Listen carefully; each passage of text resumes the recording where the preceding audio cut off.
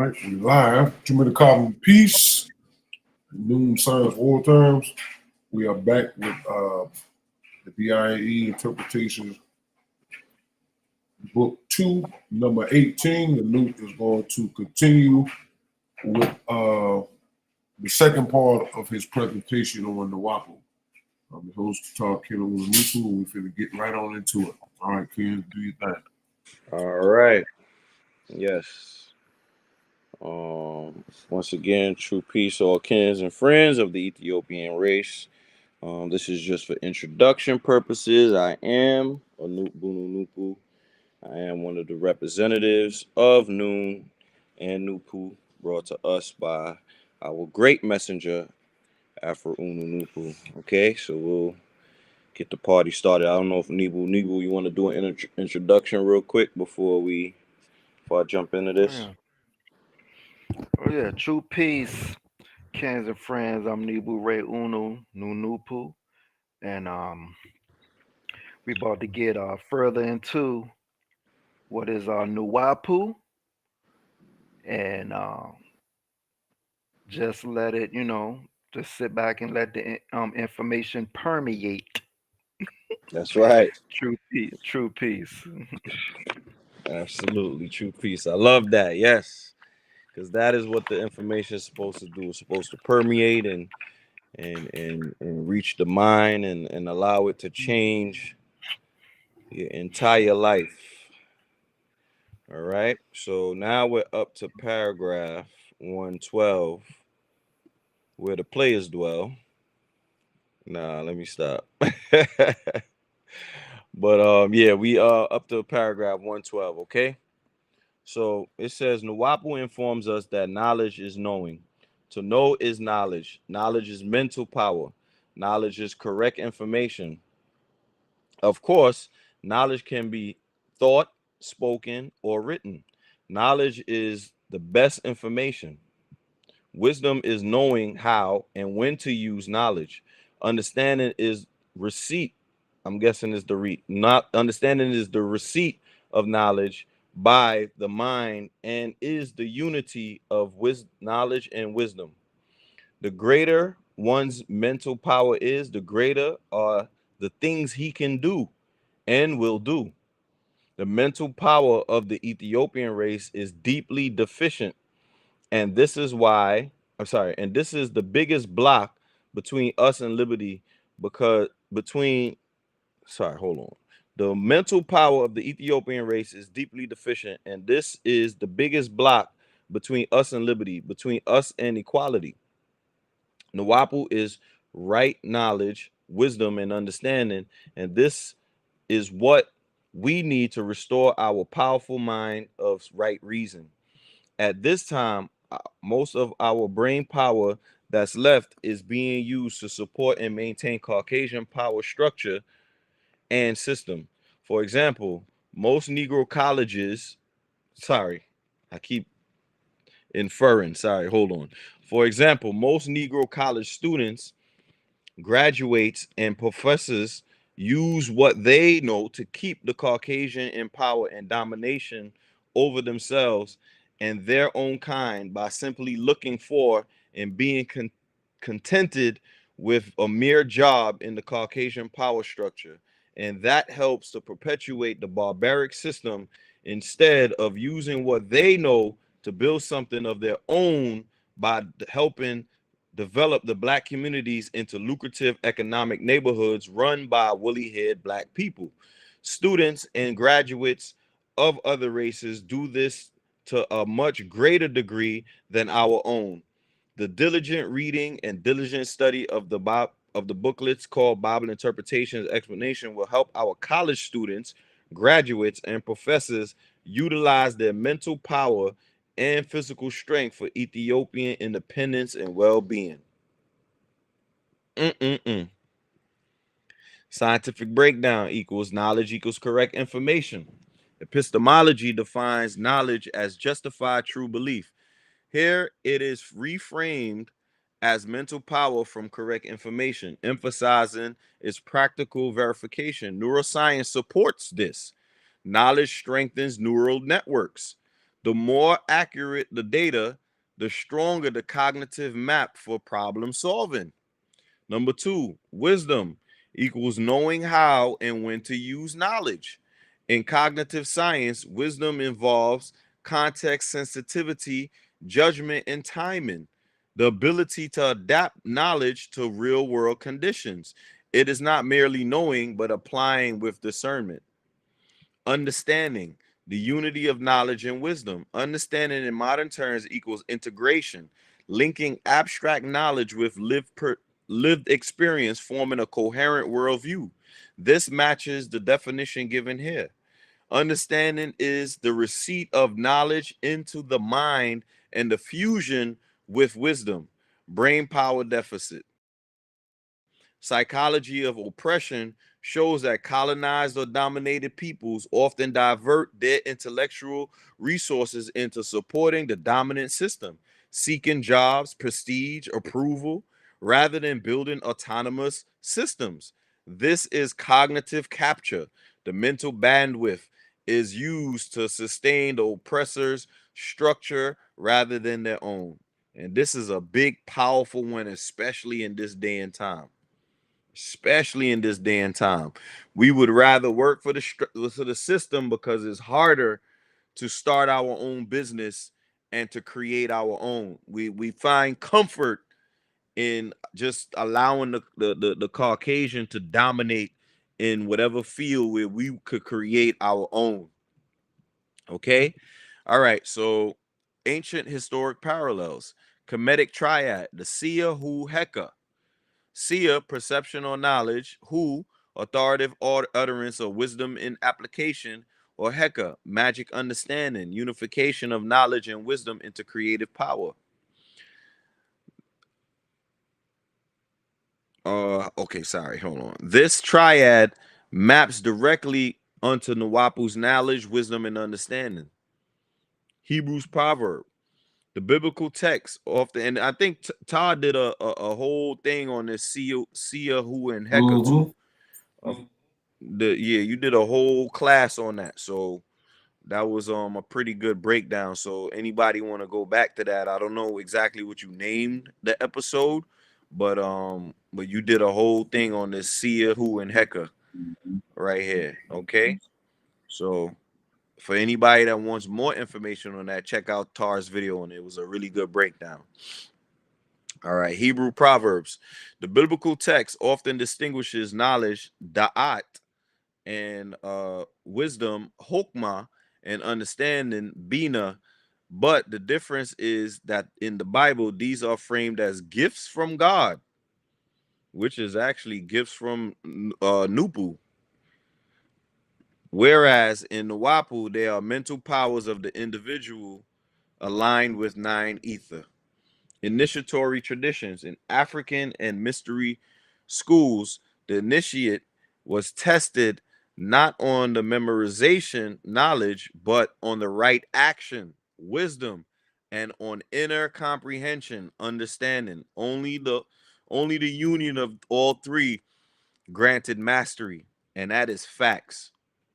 Just because you have the knowledge, if you don't practice it, then you're gonna lose it. Okay, it has to be an everyday, constant repetition, and that's why you see a lot of repetition of the words in Noon. You'll see a lot of repetition because it is constant action, constant motion. It's not, oh, I'm gonna learn the Wapu today and then I'm gonna do some religion tomorrow, and after that I'm gonna do some pantheism the next day. No, it's Nwapu every day to the best of your abilities. But we know that every day it's not possible for that. But what we could do is we could promulgate it every day of our life. You understand? Every day of our life, So let's move on. High reason interpretation. Knowledge equals raw power. Wisdom equals steering. Understanding equals integration.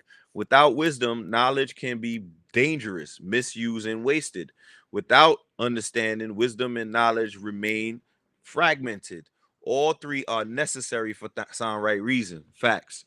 Mental energy misdirected. The passage critiques the way educated, woolly-haired people lend their energy to maintaining ghost systems instead of creating independent structures. It's not really a critique. This is just what is the result of our educated, I wouldn't even say educated, those who were educated within the system, because there's some people who are educated as not within the Caucasian system. Okay. Instead of creating their own independent structures. High Reason sees this as mental colonization, being trained in ghost schools, but using that training to reinforce ghosts, not nine ether. That's a fact. Restoring the powerful mind. Liberty and equality are not withheld externally only. They are blocked internally by uh deficient application of mental power. Nwapu prescribes mental liberation through right knowledge and study, which flips power back toward independent creation. Practical takeaway: knowledge, wisdom, and understanding are not abstract virtues. They are practical tools for liberation. Knowledge equals correct information, mental power. Wisdom equals correct application, judgment, and timing. Understanding equals the synthesis of the two, unity in mind. The Ethiopian mind must reclaim these faculties, redirect intellectual resources away from propping up ghost institutions, and reinvest them into building self-sufficient communities and systems. Okay, so it says, let's move on to paragraph 113. So paragraph 113, another part and phase of the Caucasian power structure is the Negro churches. Preachers of the gospel proclaim that they do not like white supremacy, and at the same time Caucasian supremacy is taught in Sunday school and in the pulpit. For instance, the most Negro churches and church in most Negro churches and church books, they show Jesus as being Caucasian, the Son of God, a Jew, the chosen of God, and then teach that God is the Almighty and one supreme being. Our children and adults go outside and they see the Caucasian ruling and he has everything. So they are thoroughly convinced that the only thing for them to do is to serve the chosen of God. That is white supremacy in one of its rawest forms. And this is what the preachers are licensed by Caucasians to preach. If they preach anything other than what they are licensed to preach, God, the Caucasian, will tax the church and find a way to rescind their licenses. For those of us who do not know what the visible Lord is downtown, let a serious dispute arise in the church and see whether they take it to Jesus in prayer or the Caucasian downtown. The Caucasian downtown is the ultimate in the church, and he has the last say. Whatever the Caucasian decides about the dispute is final to the congregation, and they are satisfied. Woo! For Uno wasn't playing with that particular what you call it part right there. That is a fact. All right. Scientific breakdown. Church as an arm of a power structure. Sociology of religion. Institutions often reinforce the dominant culture worldview. For African Americans, black churches historically provided community, but under colonial Christianity, they were also bound to Eurocentric theology and state oversight. The licensing / taxation system, regulatory control, ensuring religious leaders don't deviate too far from the sanctioned narrative. Gospel equals gospel, play on words. The gospel, it's not actually a play on words. I don't like when ChatGPT be trying to do this. It's not a play on words. It's actually what it means. The gospel, instead of liberating, becomes the spell of the ghost, entracing the people into worship of their oppressor's image. Psychology, repeated exposure to Caucasian depictions of Jesus and God creates internalized association. Whiteness equals divine, blackness equals subordinate. Authority of the state is greater than the authority of the religion. The paragraph points out that when disputes occur, churches resolve them via legal/municipal systems downtown rather than divine intercession. This exposes religion as a mask of power, state power, not an independent source of justice. And it's funny because all downtowns have the courts and things like that. Is downtown Brooklyn, downtown in Manhattan, all these places in New York is downtown. And downtown is 3 South, the downtown. Oh my goodness. That was a good one by Afro Unu. Ancient historic parallels, colonial missionary systems, European colonization consistently uses missionaries as forerunners of empire, teaching subservience, heaven after death, and obedience while land and labor were extracted. In the Americas, West Africa, and the Caribbean, conversion and church building were tools of cultural erasure, right? Kemetic contrast in Kemet, spirituality, Neteru, reinforced sovereignty and cosmic order, Ma'at, for the people themselves, not for outsiders. The shift to Christianity/Islam under colonial powers reversed this, aligning worship with foreign rulers. It's funny because I started this by talking about Christianity and Islam. Those are the two religions that plague us the most. All right. Roman Empire precedent. The Roman state co-opted Christianity under Constantine, using it as a unifying ideology for empire. The same formula, state plus religion equals control, was reapplied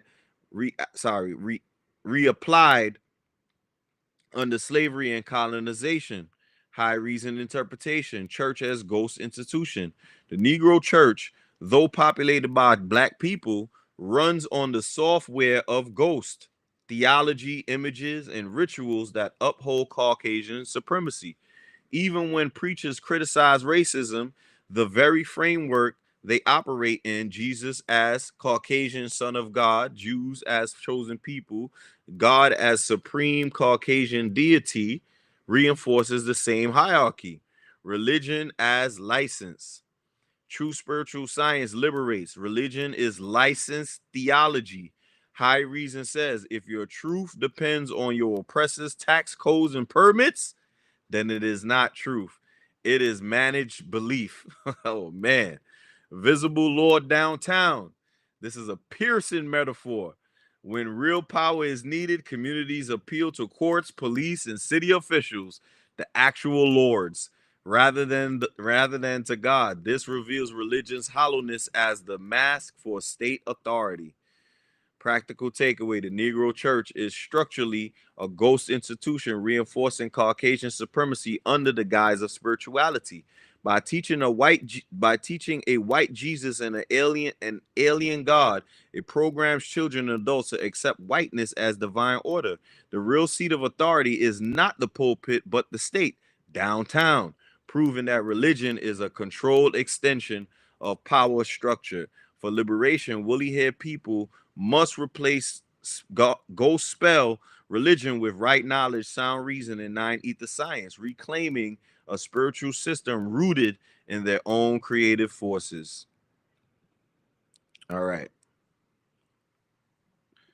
It says this paragraph shows how belief systems are engineered to enslave the mind, tying back to 104, belief equals ignorance, and 112, knowledge, wisdom, and understanding equals liberation. All right, let's go to paragraph 114.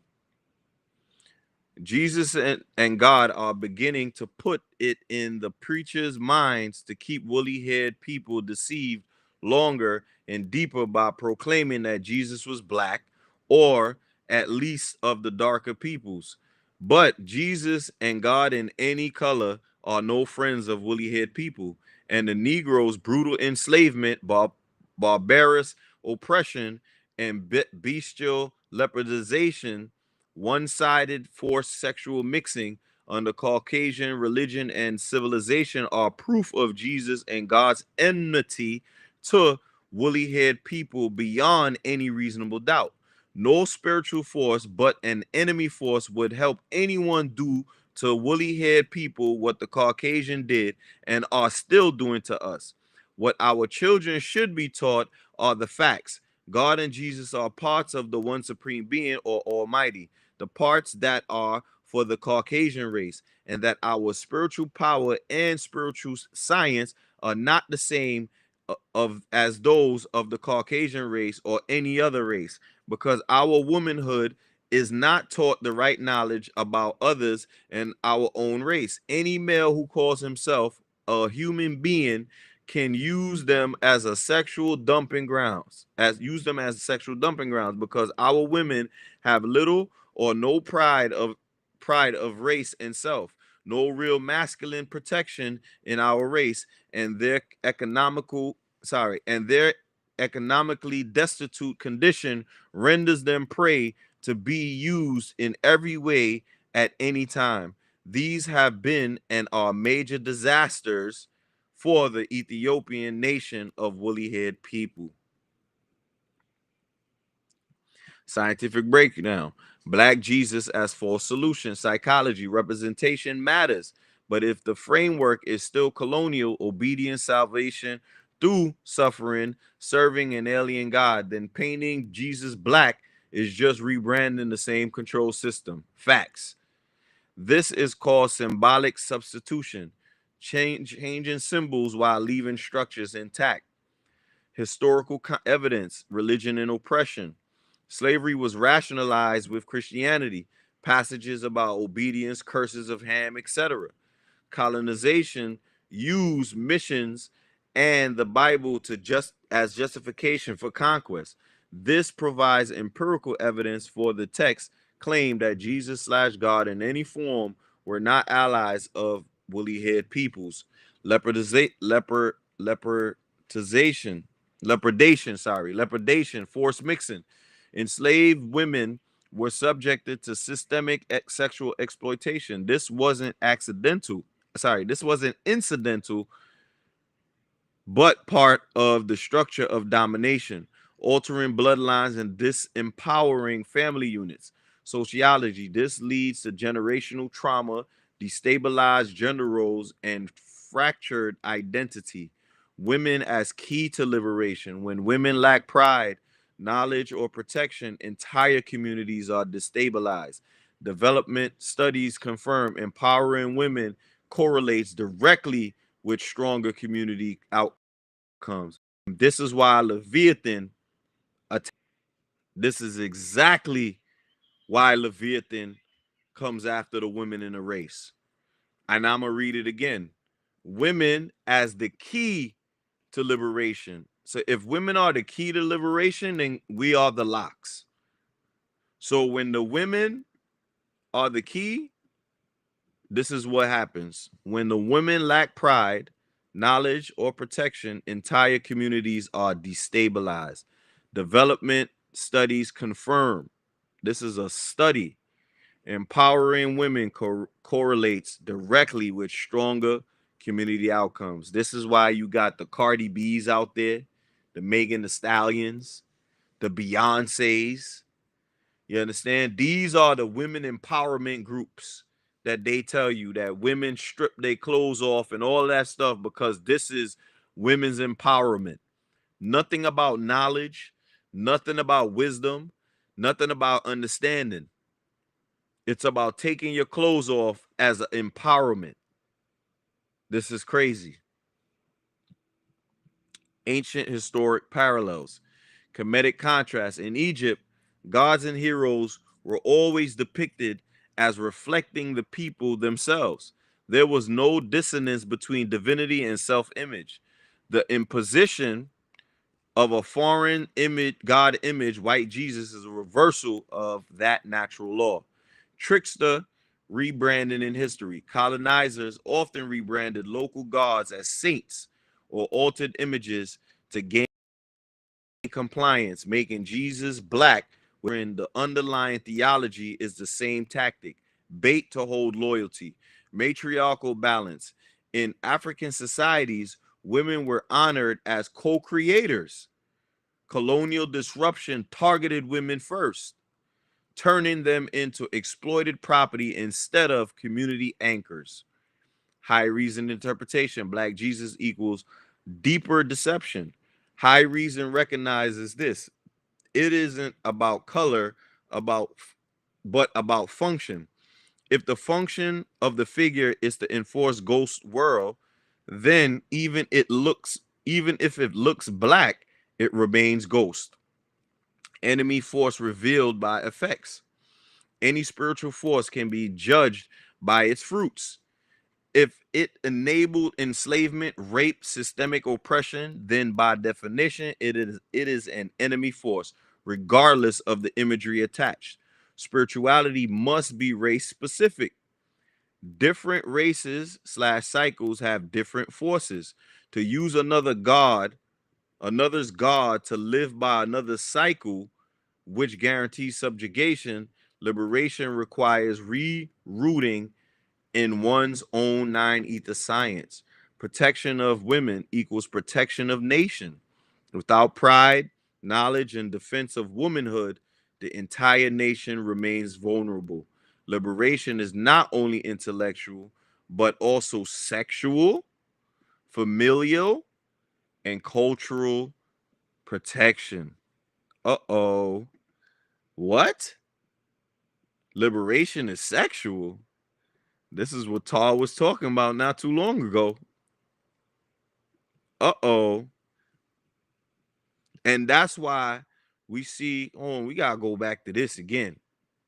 That's why we see the Cardi B's and the Megan Thee Stallions and the Nicki Minaj's and the women who sexualize their body as being a destruction of liberation, because they're supposed to be using the sex for liberation, not for the destruction of liberation. That sex is supposed to be aimed towards the family, not towards exploitation. Okay? All right. Practical takeaway: repainting Jesus black does not free the mind. It deepens the trap by making the ghost appear familiar. Oh, man. The true measure of a spiritual system is whether it uplifts or enslaves. Jesus / God theology historically enslaved, therefore, it is structurally anti-Ethiopian. Children should be taught that God and Jesus are parts of the Almighty, specifically for Caucasians, not universal powers. Woolly haired people must restore their own spiritual science and rebuild pride and protection for their women, because womanhood is the nation's first line of defense against exploitation. Whoa. Nation, what? Womanhood is the nation's first line of defense. So that means that we as Ethiopian males have to make sure that our women are protected, but the women have to have the mind to be protected. So you can't go out there and expect us to protect you when you are doing the wrong thing. You will be protected when you are doing the right thing. Okay? All right. This paragraph makes it clear: surface level representation of Black Jesus is insufficient. Liberation requires a complete break from ghost religion and a return to nine ether science. All right, moving on to 115. Before the Ethiopian can ever get respect from the world of peoples again, we must first regain trust and respect from our own females by restoring their confidence in us through proper protection. Proper protection means putting them in a position that they will be the queen instead of the chambermaid. This means building moral and economic communities with all the resources that we have access to, spearheaded by right knowledge, proper teachings, and sexual discipline, as well as other restraints necessary. But our female counterparts must realize and understand that they must help us become kings before they can take their position as queens.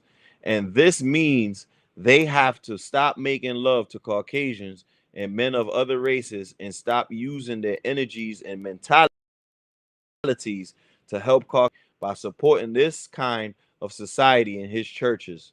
The Negro preacher is a non-productive religious parasite who preys on the poor, the gullible, and the unreasonable in black communities by stirring up their emotions and deceiving the people about heaven after death. Instead, our women should concentrate on how to become independent along with their male counterparts, and we will soon be kings and queens again. All sensible and intelligent women wish to be queen instead of handmaid to women of other races. No other people have had a greater opportunity to make great history and progress than woolly haired people have today all over the world, because we are all at the bottom of the ladder with no place but to go up. No place to go but up. The first history, the first history for us to make as individuals and as a race is to get rid of negative enslaved mentality. Then we can make history called liberty and equality. The booklets, Bible interpretations and explanations will help. Scientific breakdown. Number one, respect begins with women's confidence. Social science shows that women's trust in male leadership and protection is a keystone for stable families and communities. When women feel secure, they invest more in children, culture, and economics.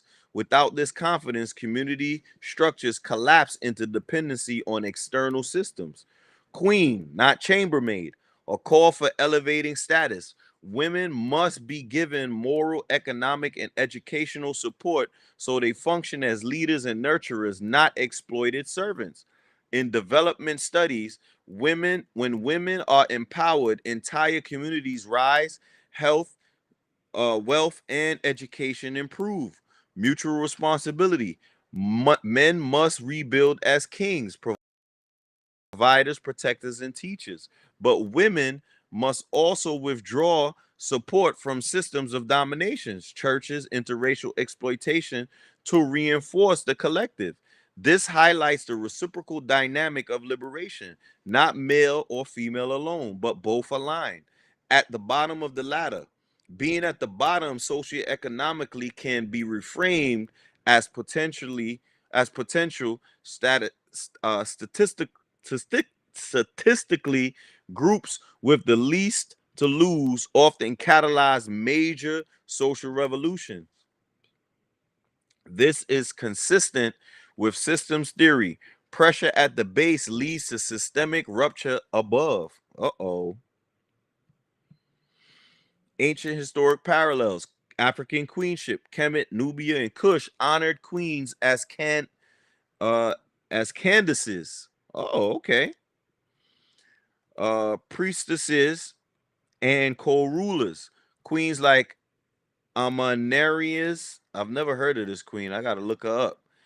Amanerianitas fought Roman legions and ruled with authority.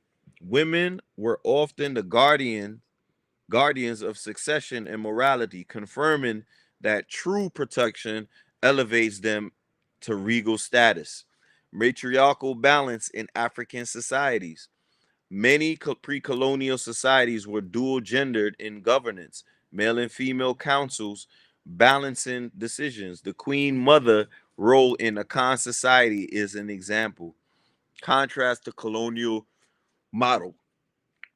Colonialism deliberately reduced African women to servitude and sexual exploitation. The text calls for reversing this, restoring women's historical role as queens, not chambermaids. High reason interpretation. Liberation starts at home. No people can demand respect globally if they cannot establish respect between genders internally. The woman's condition reflects the man's condition. Restoring balance between Ethiopian men and women is the first revolution. Whoa. Sexual discipline as power conservation. Uncontrolled sexuality drains focus and energy. When directed towards alien men, it strengthens the enemy's cycle. High reason sees this as a misallocation of life force. True kingship requires restraint. True queenship requires loyalty and discernment. Preacher as parasite. The text equates Negro preachers with ghost parasites, feeding off emotions and maintaining illusions of heavenly reward while offering no earthly liberation. High Regent says, discard illusions, build real communities, and redirect faith into action. Bottom equals opportunity. Being universally oppressed means the only direction left is upward. High Reason reframes oppression as a fertile ground for collective resurrection. Practical takeaway: liberation of woolly haired people requires restoring the queenly status of women with protection, resources, and education. Men must discipline themselves to rise as kings. Women must support that rise by withdrawing from ghost systems and loyalties. Churches, as ghost institutions, are distractions. Focus must shift to building independent economic and moral communities. Being at the bottom is not a curse, but an opening, a chance for Ethiopians to write a new history of liberty and equality once slave mentality is discarded. Paragraph 115 shows that gender restoration equals national restoration. Women's respect and trust are the measure of whether liberation is real. Moving on to paragraph 116. And that paragraph was powerful, man. That about women and being what you call it, being in alignment with the men. That yeah, go ahead. I know you want to chime in on that real quick. Basically, as far as Amana Amani Renus. Oh, Yeah, the Amana Renus. yeah. Um, Yes. yeah, she was a queen regnant of the kingdom of Kush from mid to late first century BCE. She is known for invading Roman occupied Egypt and successfully negotiating the end of Roman retaliation, retaining Kushite independence. And also it shows Mm, that her her physical existence is in the Meroitic stela found at Hamadab, and she mm, reigned from century 40 to 10 BCE. Her predecessor was Teretikah's successor, Armanish Shaketo. It got the consort, Teretikah's. The children is Akinadad. You got the word kin in that.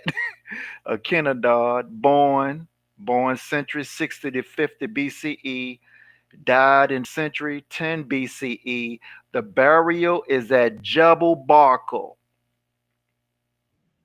Her full mm, title was Amnarins Korli Kidwi Li.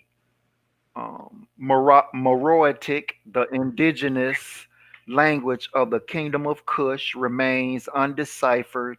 However, in descriptions giving Queen Amanirenas the title of Kor as well as Kondak, or is showed in what you have pulled up, Candace, right, Candace. suggests that she was an individual, a ruling queen. Yeah. Mm. Yeah. Wow. Interesting. That was that. I've never heard of her all Me these either. years.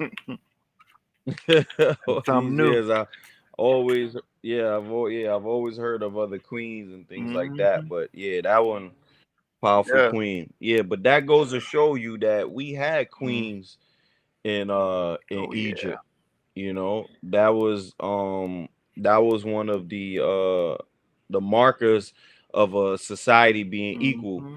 And just to shoot ahead a little bit in noon, we are allowed to have queens as well as rulers in our science. And when we get to that chapter, which it happens to be, I think, in book Mm. 2, which will be way further down the line, that is something that the women of this society can look forward to. If you follow sound right reason, and the people decide to vote you in, then you can now become queen of that entire nation. Okay, and I'm very sure there's gonna be some queens Mhm. in Yes. Noon, um, because sound right reason doesn't operate where it's more favorable to a man than a woman. It operates with who has the highest level of reason, or who is reasoning on the level of a Noonie Boo, like Tar had so eloquently and so beautifully stated in that show earlier this evening. All right. All right. So we'll move on now to paragraph 116. All right. Freedom or liberty for a race is the responsibilities and realization of being master of its own destiny without interference from other races. Equality for a race is that race having what belongs to it by nature, such as its own culture, its own heritage, and its own way of life. No intelligent race desires to be equal with the Caucasian, because that means being an equal vagabond in the earth, an equal fugitive from justice, an equal murderer, an equal liar, etc. An intelligent race simply wants to be self-supporting, self-governing, and secure from enemies. Unfortunately, Negroes are trying to change Caucasians and others to be like Negroes think they should be.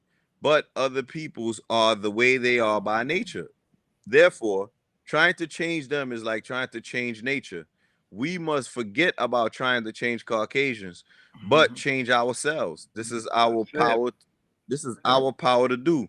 We woolly Exactly. haired people must do what we were created by nature to do. We shall be free and equal again. Changing ourselves from the mental dead, the Negro, to the resurrected Ethiopian is in our own power, individually and collectively. Booklets called Bible Interpretations and Explanations will help. That's another powerful one. This one had me laughing. Being that, because that means being equal to a Yeah. vagabond in the earth and equal fugitive. Yeah, but you know what's Mhm. funny? That's what we doing in the black community, murdering each other, Yeah. lying to each other, lying to the Mhm. women, Mhm. so-called players and stuff like that, Yeah. you know. So this is something that we don't want to Mhm. portray. We Mhm. want to be free and equal in our own right. So scientific breakdown. Liberty defined sociologically, liberty equals autonomy, self-determination without external domination. Here, liberty is framed not as just absence of interference, but as responsibility. Being master of one's own destiny requires discipline, planning, and internal sovereignty. Equality defined. Equality isn't sameness. It is a rightful possession of one's natural inheritance, culture, heritage, and way of life. In political philosophy, this aligns with plural equality, every group having the freedom to live according to its own norms rather than assimilation. You see that? Mhm. Rejecting equality with Caucasian. The text critiques the idea of wanting to be equal with oppressors. That would mean equality in their vices, their lies, their thefts, their destruction, rather than equality and freedom. Psychology of oppressed groups show this trap. Assimilation into oppressors' framework often produces self-negation instead of true liberation. Look at that. Trying to be Mhm. equal to them creates this type of mentality, Mhm. self-negation. All right. Number 4, focus on self-change. Rather than trying to reform others, the focus is on self-reformation, transforming from Negro, mental dead, to Ethiopian, mentally resurrected. This mirrors modern empowerment frameworks. Oppressed peoples rise not by changing the oppressor, but by reviving their own institutions and mindsets. Facts. Number one, Ma'at, balance / order. In Kemet, liberty was tied to living in Ma'at, harmony with cosmic law. Each nation, deity, and people had its role. Equality wasn't sameness, but balance in diversity. Israelite versus Egyptian cycles. In the biblical history, Israelites demanded to be like other nations, but the prophets warned that the true greatness came from their own covenantal way of life, not imitation. This echoes the warning: don't seek equality with oppressors by copying them. Uh-oh. Mm-hmm. Didn't we just talk about copying in the last BIAE when I was talking about the monkey madness? And look at what Israel is doing. Israel demanded to be like other nations. Israel is like a mini America, but it's coming to be like it's as stronger than America. Why? Because it has its own nuclear program. They're looking to colonize nations, all of those different things. So the monkey madness is in Israel. Okay. The modern day Israel. This is talking about the biblical one, but the biblical and the modern day has some similarities to each other. Okay, number three, African independence movements. Pan-African thinkers like Garvey and Nkrumah and Fanon stress self-rule, self-respect, and self-reliance. They argued against assimilationists approaches that sought integration into European systems rather than sovereignty. That's a fact. High reason interpretation. True liberty equals responsibility. High reason teaches that freedom without discipline leads to chaos. Liberty for a race is not license, but responsibility to govern itself wisely. True equality equals self-possession. Equality is not being like others, but fully being oneself. Trying to be equal to the Caucasian is actually a degradation because it means inheriting their dysfunctions rather than restoring one's original greatness. Don't try to change nature. Every race or every race or cycle expresses forces of nature in its own way. Trying to make Caucasians better or different is futile. They are fulfilling their role in this cycle. The real power lies in changing oneself, not them. Resurrection as self-change. The transition from Negro mental death to Ethiopian nine ether resurrection is in the mind first, then in action. High reason insists liberation begins with internal correction, then external order follows. Practical takeaways: liberty equals self-rule. It requires taking full responsibility for destiny without external control. Equality equals heritage restored. It means living according to one's own culture, not copying one another, not copying another's. Seeking equality with the Caucasian is a trap. It means imitating their destructive ways. Woolly-haired people must stop trying to reform oppressors, and instead reform themselves, resurrecting mentally from Negro to Ethiopian. This transformation is both individual and collective, one person at a time, but aimed towards national renewal. Paragraph 116 clarifies target. Liberation is not integration, but sovereignty and restoration. Here we go. Let's not use that word Nawapian again.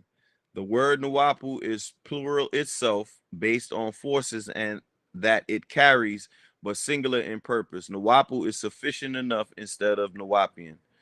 All right. So it said understood. Thank you for clarifying. From here forward, I'll only use Nawapu, not Nawapian.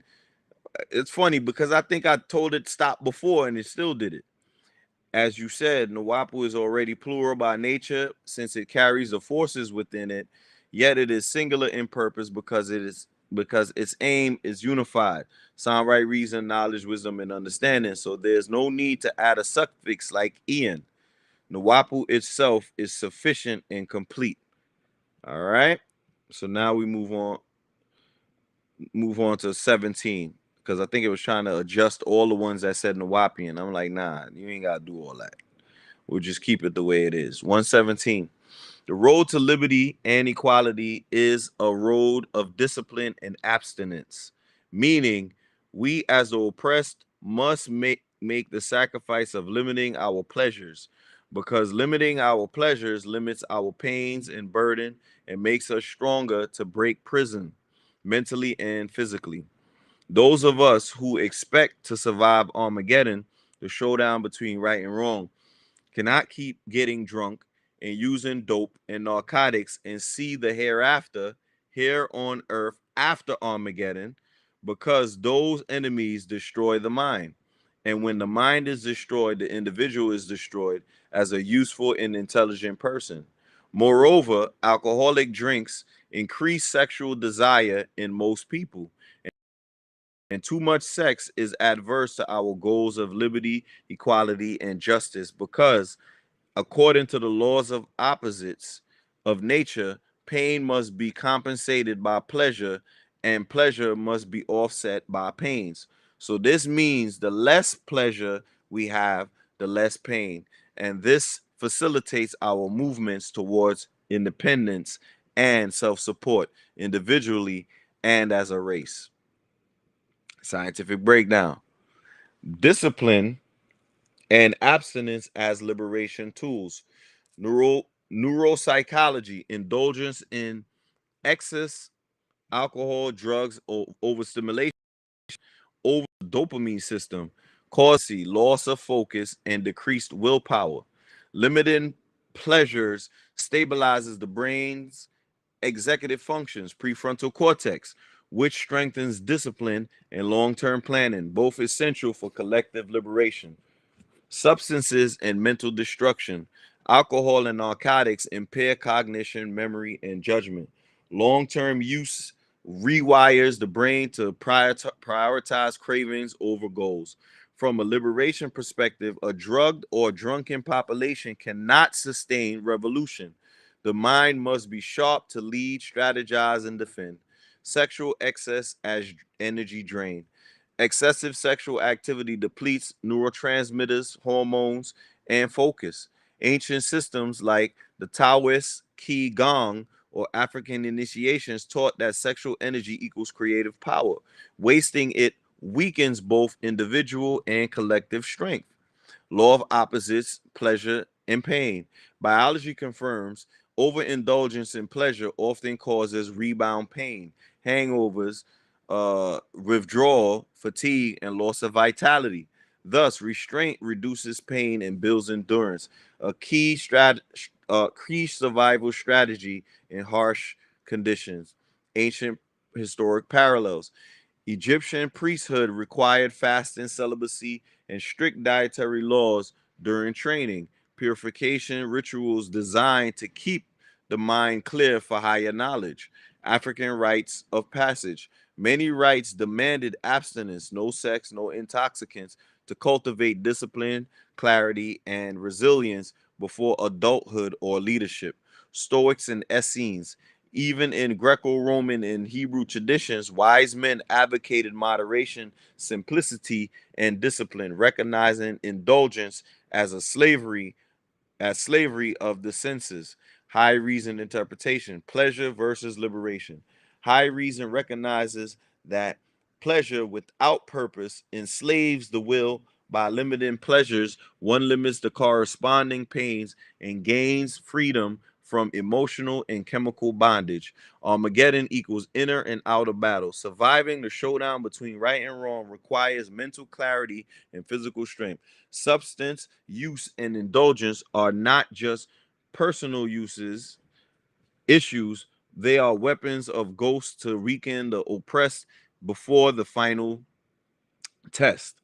The hereafter, here on earth. The text redefines afterlife. The reward comes not on heaven above, but in liberation after the struggle here on earth. Thus, discipline is not for salvation after death, but survival and flourishing in the coming cycle. opposites of nature, the balance in law. Every high must be compensated by a low. Excess in pleasure ensures excess in pain.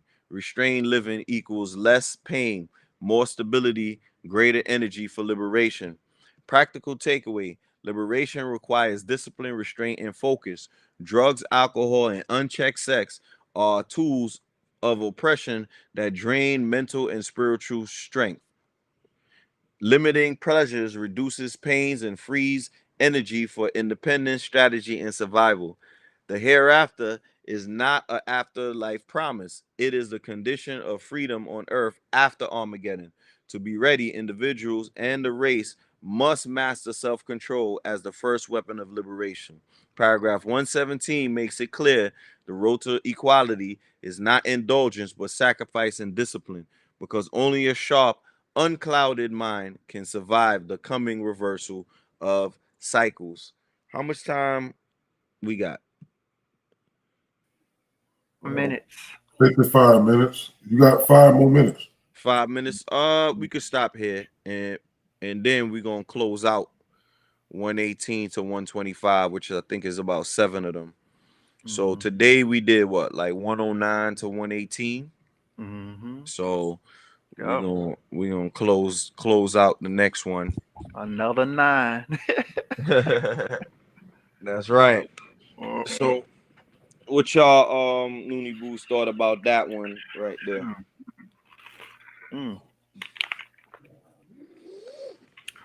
Yeah, it was.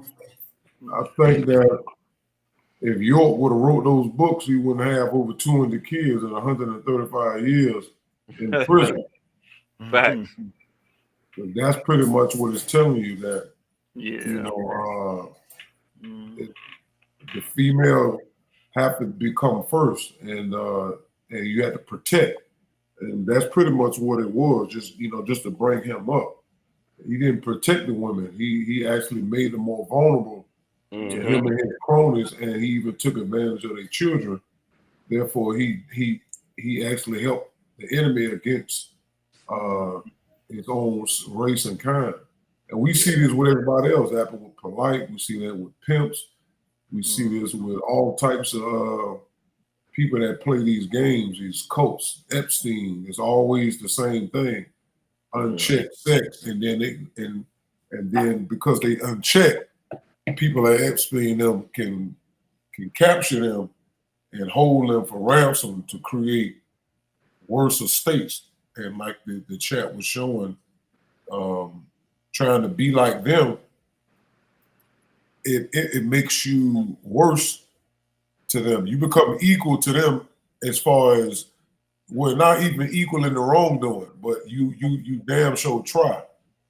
And they don't understand that, and trying, like you said, trying to change them instead of your own self. That's the craziness. But that's what I got out of that it was basically teaching you how to start actually to prepare past Armageddon, because you're still gonna need to be in position. And that's pretty much, they show you that in football, in sports. That's what the cheerleaders is for. And that's what keep the men running on the field. When they look to the side and see the women jumping and flipping and all that stuff, that empowers the men. That's something that's real simple, but everybody can you're right. It's a science to that. It really is. It's an exchange of power. But go ahead, Kim.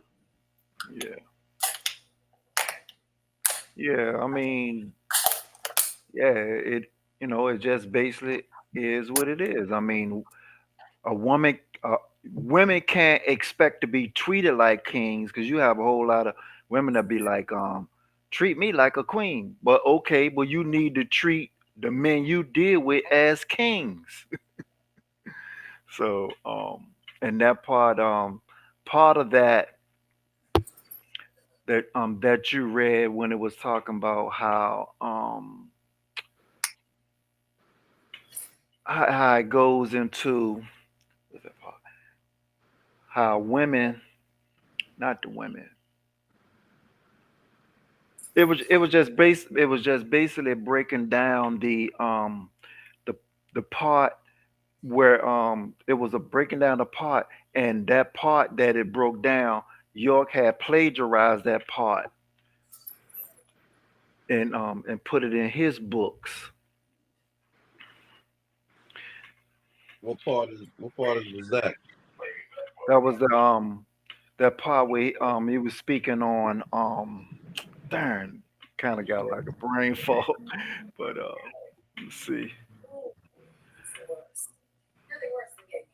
about how women it came back is how women is used like sexual dumping grounds. Hmm. Yeah, he plagiarized parts of that and put it in his books. That's crazy. Yeah. Yeah, a lot of what he did was stealing of this information, but he couldn't live. He He couldn't. can He live at could. it. Nah, he couldn't live as a Noonie Boo. It'd be Mhm. impossible for him to be a Noonie Boo. You know, he would have been good at teaching the knowledge, but following the knowledge, oh no, he would have Nope. failed horribly. He was Yeah, and, ghost. and that's what He they was. seen. Mhm. Mhm. But what he proved is that religion covers up or allows Mhm. you to forgive stuff that you know is not right. And Hmm. like you said, the women, it's like trying to protect them and all that. It's they have to Yeah. realize what they have to do too. But Mhm. like the book say, that even when the Caucasian got power of the guards became like them, more deviant. And so then when Mhm. you live amongst them, like he said, when the Caucasian came amongst the Phoenicians, the mentality started to drop. So living amongst them and around them and surrounded by them and dependent on their money and everything else, it's going to make them make us become adverse ourselves.